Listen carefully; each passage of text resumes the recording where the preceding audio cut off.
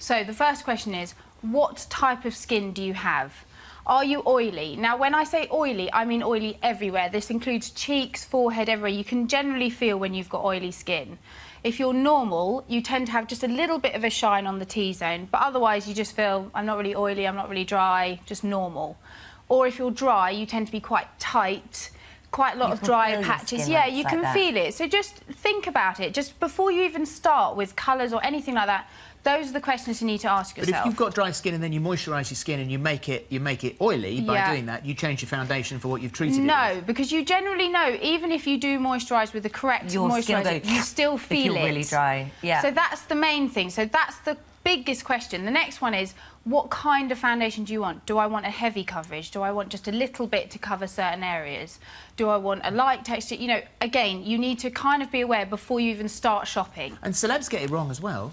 Yeah, everyone does. Everyone does. I mean, it's such a common mistake.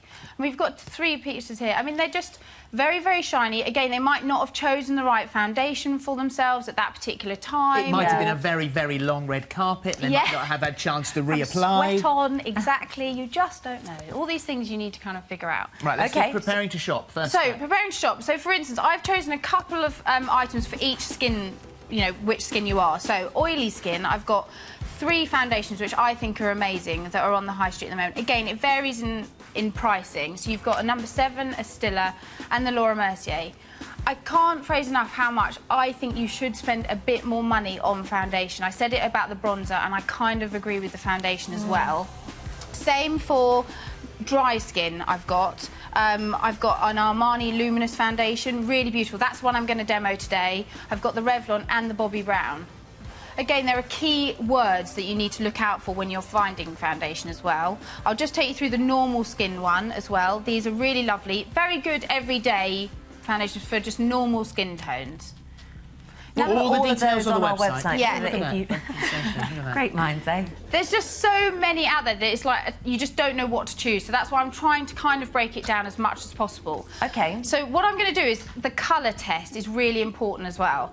So I'm going to take 3 foundations. When you go to wherever you go, either department store, get someone to do it for you, or if you're choosing it yourself, get 3 tones that you think suit you, that you think you might be, and gather them. And the best place to try it is, I think, on your forehead or just around this area here, just on your cheek. So what you're going to do is, I'm just going to show on Sam, I'm just going to do a little demo here, 3 stripes. Yeah. Now, as you can see, they're all kind of her skin tone, but the ones, what you want is one that blends in to her skin as much as possible. So hang on, let me do this. I'm going to go the middle one. Or that one. No, the middle one. Yeah, because if it sits on your skin a little bit, you see this one's a little bit chalky on her skin, this one's a bit orange. Try to match your skin tone as much as possible. Don't try and go heavier, don't try and go like a darker tone. I get one that matches me, and then I get a slightly darker one, so as if I get slightly tanned over the summer, I mix it slightly. Yeah, just perfect. to change it. Perfect. No, that's a really good thing to do, because that's what again, if you're, you know, I'm really dark now, but in the winter I'm different, so I always have 2. One, so you can mix and match. So I'm just going to blend these. I am going to go for the middle one, just because that's the one that will just blend beautifully with her skin tone. I'm just going to rub these ones in. Now, how to pop them on? So many different ways. It's endless again. Brush. Fingers, brush. Most people say they use a brush or a sponge. They don't. They tend to use their fingers. I use my fingers. Exactly. I'm going to use a brush. I like this Bobbi Brown one because, you see, it's, again, two-toned. Go into the foundation up to the white bristles and start from the middle area of the face. So Sam's got beautiful skin, so I'm just going to go in certain areas, but it doesn't matter if I just want a bit of foundation here. It's her right colour, so I can do that. It's so not you don't necessarily have to put a whole mask of it on. No, not at all. If you want fuller coverage, then of course you can do that. That's not a problem.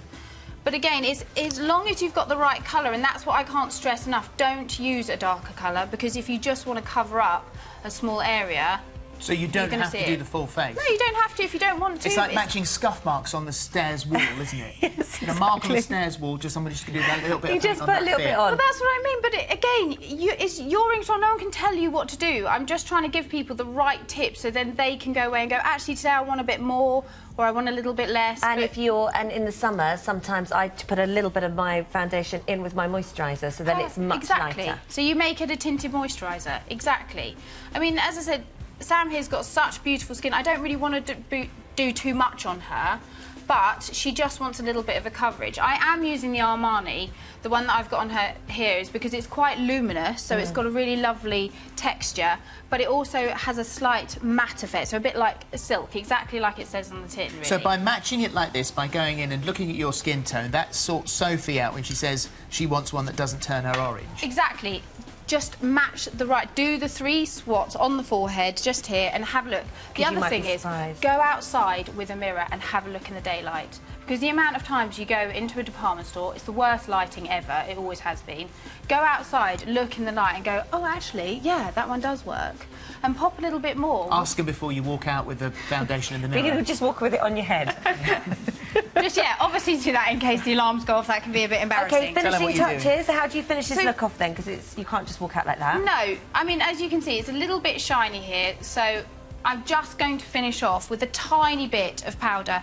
Now, I've got 3 powders that I really, really like. I've got a Clinique one, which is a loose powder, a matte block one, and the 17 one. You don't have to spend an awful lot of money on powder. This is one thing that I think you can kind of get away with.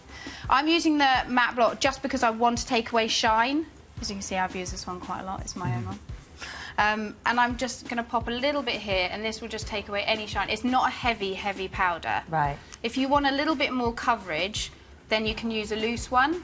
And again, is looser more heavy? A little bit, because I think you put more of the product on, yeah, and then you swipe it away. I like to use a brush for this as well, just because it just leaves a really, really light feel to it.